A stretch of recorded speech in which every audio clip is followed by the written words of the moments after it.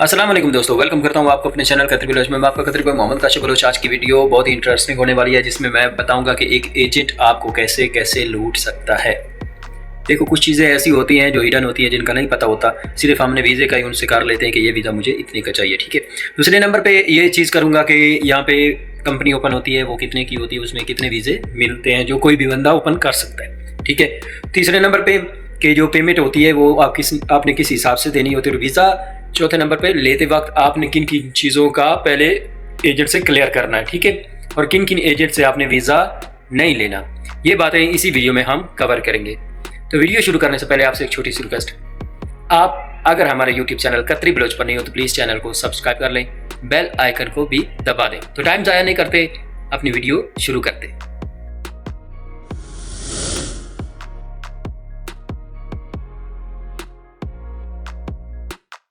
तो लिस्ट मेरे पास आ चुकी है, ताकि कोई बात जो भी है ना मिस ना हो जाए, ठीक है। देखें, जब भी हम वीज़ा लेते हैं ना तो हम बहुत जल्दी में होते हैं। ऐसा होता है, सोचना होता है कि यार वीज़ा बस किसी न किसी तरह से मिल जाए, हमने निकल जाना है। ये नहीं देखते कि वीज़ा किससे ले रहे हैं, ठीक है। कभी अपने दोस्तों के दोस्त ले रहे होते हैं, कभी होता है कि किसी एजेंट ऑनलाइन सोशल मीडिया से उसको देखा और उससे वीज़ा ले लिया, ठीक है। फिर बाद में बोलते हैं कि यार वो उसने तो नंबर बंद कर दिया। ये ऐसी चीज़ें होती है, ठीक है। अब देखो, मेन चीज़ें कुछ हैं जो आपने हमेशा माइंड में रखनी है वीज़ा लेते हुए, ठीक है। जो एजेंट होता है ना, ये कैसे आपको लूटता है, ठीक है।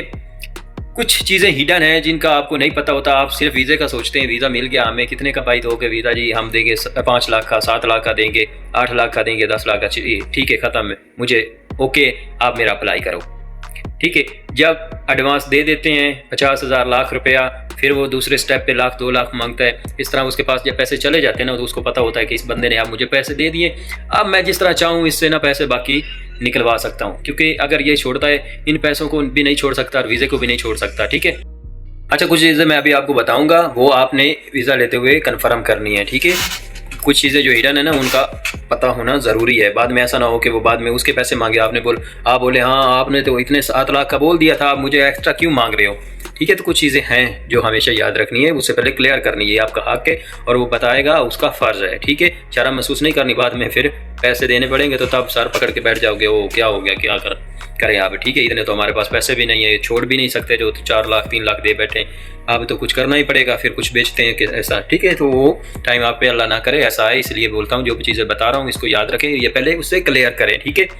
अब मेन चीज़ होती है कि वो आपको 7 लाख का वीज़ा दे देता, चीज़ें नहीं गिनवाता। उसमें क्या चीज़ होती है? फर्स्ट ऑफ ऑल आपका टिकट होता है, टिकट मेन चीज़ है, ठीक है, टिकट। और दूसरे नंबर पे अप्लाई जब कर देता है ना, तो मेडिकल आता है। मेडिकल में एक चीज़ हिडन होती है, वो है अपॉइंटमेंट। मेडिकल का तो गवर्नमेंट की फ़ीस होती है 3,000, मतलब 35,000 40,000 पाकिस्तानी बनता है। एक उसकी अपॉइंटमेंट भी आप निकलवाने के पैसे पड़ते हैं, उसके भी पैसे आपने क्लियर करने के बाद जो मेडिकल की अपॉइंटमेंट निकलवाओगे, उसके पैसे इसी में शामिल हैं या नहीं है, मेडिकल के पैसे इसी में शामिल हैं या नहीं है। मेडिकल वही होता है जो उधर पाकिस्तान में होता है ना, वही मेन होता है, उसी पे आपका वीज़ा लगना होता है। उसके बाद आ जाता है प्रोटेक्टर। मेडिकल का रिजल्ट जब आ जाता है ना, जब फेल पास हो जाता है ना, तो उसी पे वीज़ा कंफर्म हो जाता है या वीज़ा रिजेक्ट हो जाता है, तो प्रोटेक्टर होता है। प्रोटेक्टर की फ़ीस होती है 9200 पाकिस्तानी, 9,200, ठीक है। तो वो भी कंफर्म करना है कि प्रोटेक्टर आपका है या हमारा है, ठीक है। उसके बाद पाकिस्तान का काम आपका ख़त्म हो गया। प्रोटेक्टर के बाद आपने टिकट करवानी होती है। टिकट अब जो हो रही है 1,20,000 के राउंड अबाउट है, या इतनी हो रही, पहले तो बहुत ज़्यादा महंगी चली गई थी क्योंकि सारी एयरलाइन बंद थी, ठीक है। अब उधर से आपने पाकिस्तान से इधर कतर आ जाना है। अब कतर में कुछ चीज़ें हैं, एक आपकी अकोमोडेशन है, ये पहले उसे कन्फर्म कर लेने हैं, ठीक है। दूसरे नंबर पर फूड मनी है कि फ्री बैठना है, आते तो काम पे नहीं लग जाते ना, पहले लाइसेंस बनता है, तो फूड मनी भी मिलेगी या नहीं मिलेगी, ठीक है। ये चीज़ें भी कन्फर्म कर लो। रैश का मेन करना, ठीक है। आपको उसने ये भी बोलना कि हमें पिकअप भी करना है दूसरे से, एयरपोर्ट से, ऐसा ना हो कि हम उधर खड़े रहे, फिर आप बोलो कि अपनी गाड़ी करवा के इधर आ जाओ, ठीक है। वो भी चीज़ें।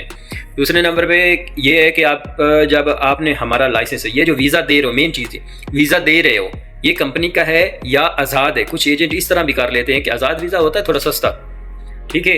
तो कंपनी, क्योंकि उसमें कुछ चीज़ें होती हैं, ऐड होती हैं, आज़ाद में वो ऐड नहीं होती। आज़ाद में सिंपल होता है कि उसने आपको पहले साल की आईडी लगवा के देनी है, एनओसी दे देनी है और कहना है कि ओके जी, ठीक है। लेकिन जो कंपनी का वीज़ा होता है ना, इसमें फिर रैश वगैरह सारा कुछ होता है, आज़ाद में नहीं होती, ठीक है। और इधर का लाइसेंस भी शामिल होता है। लाइसेंस की फ़ीस जो है ना नॉर्मल की, वो 2500 2200 रियाल होती है, ठीक है। और जो वीआईपी आजकल मोस्टली जो बन रहा है 1.5 महीने के अंदर बन जाता है, वो वीआईपी है, वो 3000 से 3500 रियाल बनता है। वो तकरीबन राउंड अबाउट 2,80,000 या इतना 2 लाख बन जाता है, मतलब सॉरी 3500 रियाल, 3500 को आप मल्टीपल कर लें 77 के साथ जो रेट पाकिस्तानी चल रहा है, ठीक है। तो वो फीस भी आपने क्लियर करनी कि इसमें शामिल है या नहीं। अब बात ये हो रही थी कि आज़ाद वीज़ा कुछ देते हैं। अब जो कि डायरेक्ट कंपनी का जो डिलीवरी में नहीं होता वीज़ा, आज़ाद ही होता है, तो इधर आके वो वीज़ा चेंज करवाते हैं, ठीक है। जिस तरह एक मैं आपको बताता हूँ ना, एक फॉर एग्जांपल एक डंकी आप लगाते हैं ना किसी यूरोप कंट्री की, तो एक रास्ता जब बंद होता है ना, डंकर जो होता है ना वो दूसरा रास्ता निकाल लेते हैं। इसी तरह डिलीवरी का जो होता है ना डायरेक्ट वीज़ा बंद होता है, ये इन्होंने और ही कंपनी में बुलानी हो सकता है वो दूसरे जो मालिक है ना उसके नेम पे और कंपनी होती हैं, वो दूसरी कंपनी में बुलवा के इधर फिर उसका चेंज डलवाता है। अब चेंज भी बंद है, ठीक है। तो मेन चीज़ होती है वो जो आज़ाद है वो थोड़ा सस्ता होता है, वीज़ा उसने वही दे दिया आपके साथ। उसने वो बोला कि चलो ठीक है 7 लाख 8 लाख में डन हुई, इधर आके फिर बोलता है जी आपने लाइसेंस के पैसे अलग देने हैं, ठीक है। तो ये मेन चीज़ होती है, इसमें 1.5 से 2 लाख रुपया उसको बचत हो जाती है। ये फिर आपको पीछे से मंगवाने पड़ते हैं क्योंकि आप तो इधर हैं, आपकी मजबूरी है, ठीक है। तो ये चीज़ें क्लियर करनी है। ये लाइसेंस के पैसे भाई इसी पैसों में शामिल हैं, प्रोटेक्टर के इसी पैसों में शामिल है, मेडिकल के इसी पैसों में शामिल है जो आप पैसे ले रहे हो। हाँ, अगर आज़ाद बुलाकर उधर आप मुझे चेंज डलवाते हो, चेंज भी आप तो पैसे तो बंद है, लेकिन अगर चेंज डाल जाए तो मतलब एक होता है वीपी टू वीपी ऐसा होता है कि अभी आप आए हो, आईडी नहीं बनी, उससे पहले जो चेंज होता है उसको वीपी, मैंने पहले भी वीडियो बनाई है, उसकी 300 रियाल फीस थी। जो आईडी बन गई तो उसकी 2200 रियाल फीस होती है कंपनी चेंज करने के लिए। अब तो उन्होंने कुछ किया है कि मतलब 2200 रियाल जो आईडी बन गई ना तो आप साल चेंज भी नहीं होगी, और वैसे भी चेंज बांध है। लेकिन अगर कुछ सुना है लेकिन कन्फर्म रिपोर्ट नहीं है कि चेंज करवा रहे हैं पैसे दे के, अब वो पैसे भी मेन चीज़ है। अगर तो आईडी बन गई तो 3000 रख के राउंड अबाउट रियाल बन जाना है, 3000 को आप 77 के साथ मल्टीपल कर लो, राउंड अबाउट 2 लाख रुपया तो वो भी बन जाना है। और वो बोले कि चेंज के पैसे भी आपने देने, तो आपका तो काम हो गया ना, 2 लाख आपका लाइसेंस का लग गया, 2 लाख चेंज का लग गया, ठीक है। और भी कुछ चीज़ें हिडन होती हैं, खाना पीना वगैरह सारा कुछ, ये चीज़ें उसमें उसको बचत होती है, ठीक है। ये पहले वो कोशिश करता है कि आपको ना बताए, कोई होता है जो अच्छा होता है वो पहले क्लियर कर लेता है कि ये चीज़ें हैं, ठीक है। वरना आपने ये पूछना है, ठीक है। ऐसा ना हो कि ये 2 नंबरी हो जाए फिर होता है। अच्छा, अब एजेंट 2 नंबरी किस तरह करते हैं? एक तो ये चीज़ें हैं जिसमें हिडन चीज़ें होती हैं, वो क्लियर नहीं करता और इधर आके पैसे मांगता है उनके अलग। दूसरे नंबर पे आप सोशल मीडिया से किसी से भी वीज़ा ले लेते हो। अब देखो यार, सोशल मीडिया से वीज़ा लेना इस तरह, देखो ये एक रिस्क है, आप उनसे वीज़ा ले लेते हो सकता है यहाँ पे कंपनी जो ओपन होती है ना वो 6000 रियाल की ओपन हो जाती है कतर में। एक कंपनी किसी ने बंदे ने अपने नेम पे ओपन करवानी ना, 6000 रियाल से ओपन हो जाती है और उसको 10 वीज़ा राउंड अबाउट मिल जाते हैं। और वो ऐसा करता है कि वीज़ा दे के जब बंदे उधर से आ गए उनसे 8-8 लाख 10-10 लाख ले लिया, जब बंदे इधर आ गए इधर से छुट्टी कर गया, वो इधर आए और इधर से ये गायब हो गया। तो इस तरह भी कर लेते हैं, ठीक है। तो बंदा पक्का जो हो ना, जिसका कन्फर्म हो, आपका रिश्तेदार हो, आपका जानने वाले का जानने वाला हो, ठीक है। आप ऐसे भी आए हैं मेरे पास लड़के जिन्होंने बताया कि यार हमारा ना मेरा कज़न है, उसने मुझे वीज़ा लेके दिया है और मेरे कज़न का दोस्त दुबई बैठा है और दुबई से उसने इधर फ़ोन किया है, उसका दोस्त इधर कतर में था।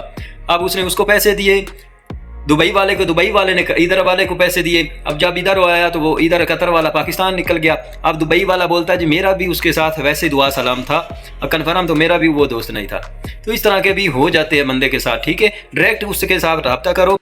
फॉर एग्जाम्पल आप कतर का वीज़ा ले रहे हो, ठीक है, तो आपका कोई अगर जानने वाला कतर में है, ऑनलाइन है, क्योंकि आजकल वीज़े जो लग रहे हैं ना वो ऑनलाइन ही लग रहे हैं। तो आप कोशिश करो कि आपको कोई जानने वाला कतर में है ना, तो उसको बोलो यार ये बंदा है फलां नंबर, मतलब फॉर एग्जाम्पल आप मुझसे वीज़ा लेते हो, आपको कोई कतर में जानने वाला है, आप उसको कॉल करो कि यार ये काशिफ नाम का लड़का है, सोशल मीडिया पे ये इसका नंबर है, पाकिस्तानी भी नंबर लेना है, ठीक है, और कतर का नंबर भी लेना है, ठीक है, व्हाट्सअप दोनों, इससे रब्ता करो, इसके पास विजिट करो और उसके अकामोडेशन देखो, उसकी कंपनी देखो कि उसके पास कंपनी भी है, और लड़कों से पूछो भी कि ये इस तरह का किस तरह का लड़का है, ठीक है। उसके बाद प्रोसेस उसे करवाओ। अब कुछ लड़के ऐसे होते हैं सोशल मीडिया पे ऐसे ही डालते रहते हैं, इस बंदे को मैंने बुला लिया, इस बंदे को मैंने बुला लिया, वो दूसरे सुनने वाला यही बोलता है यार इसका तो ये तो क्लियर है, इसको तो अप्लाई करवाना चाहिए, इतने बंदे बुला। आपके पास क्या एविडेंस है कि वो बंदा सच बोल रहा है, ठीक है ना।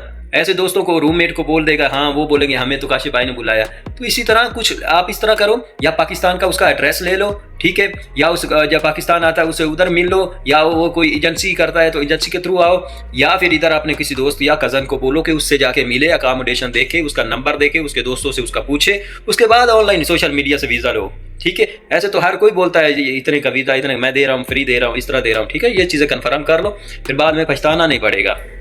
फिर वो इस तरह होगा ना, जो आप कतर में जानने वाला है, जब वो इधर आएगा ना तो आप पेमेंट उसको देंगे, अपने जानने वाले को, अपने रिश्तेदार को देंगे। वो स्टेप बाय स्टेप इधर कतर का सब कुछ ऑनलाइन होता है। मैंने वीडियो बनाई कि आप अपना वीज़ा का स्टेटस ऑनलाइन चेक कर सकते हैं कि मेरा वीज़ा का स्टेटस कहाँ तक पहुँचा है। ये सब कुछ ऑनलाइन है। आप एप्लीकेशन स्टार्टिंग में अप्लाई करते हैं तो आपका अंडर प्रोसेस शो होता है। उसके बाद जब वीज़ा ओपन होता है, मतलब निकलता है, तो आउटसाइड प्रोसेस हो जाता है, उसका अप्रूव हो जाता है। उसके बाद मेडिकल के बाद वो उसको ऑनलाइन ही सारा कुछ शो होता रहता है कि मेरा स्टेटस कहाँ तक पहुँच चुका है। ठीक है, तो स्टेटस के हिसाब से पैसे पेमेंट होती है। स्टार्टिंग में कोई एडवांस होता है 50 लाख, ठीक है। उसके बाद रेडी टू प्रिंट पे सामने पैसे लेने होते हैं। 2 फॉर्म मिलने होते हैं, एक एग्रीमेंट फॉर्म और एक एंट्री वीज़ा फॉर्म। अब तो खैर वो दूसरा भी प्रोटेक्टर वाले मांग लेते हैं, जो कंपनी कार्ड होता है। ये चीज़ें होती हैं, ठीक है। और ये आपका जो इधर कतर में बंदा है ना, वो आएगा उसके पास, हाँ भाई मेरे पास आपके टोटल पैसे आ गए हैं, रेडी टू प्रिंट पे आपने जो लेने थे, अभी मुझे agreement form, visa entry form और ऊपर वो सारी डिटेल आपकी चेक करेगा और उसको पेमेंट दे देगा। इस तरह होता है, ठीक है। ऐसे अंधाधुंध किसी पे एतबार नहीं करना चाहिए, ठीक है, चाहे किसी से भी वीज़ा लो। तो उम्मीद करता हूँ ये वीडियो आपको बहुत अच्छी लगी होगी। अगर कोई भी क्वेश्चन आपका बाकी रह गया हो तो मुझे कमेंट में बता दें, या मैं नंबर मेंशन कर रहा हूँ, आप मुझसे उधर भी सवाल पूछ सकते हैं, ठीक है। तो अगर वीडियो अच्छी लगी तो प्लीज़ वीडियो को लाइक कर दे, चैनल को भी सब्सक्राइब कर दे और बेल आइकन को दबा दे, ताकि आने वाली लेटेस्ट वीडियो को नोटिफिकेशन जो भी है आपको टाइम पे मिल सके। तो मिलते हैं नेक्स्ट वीडियो में। अपना बहुत बहुत ज़्यादा ख्याल रखिएगा। अल्लाह हाफिज़।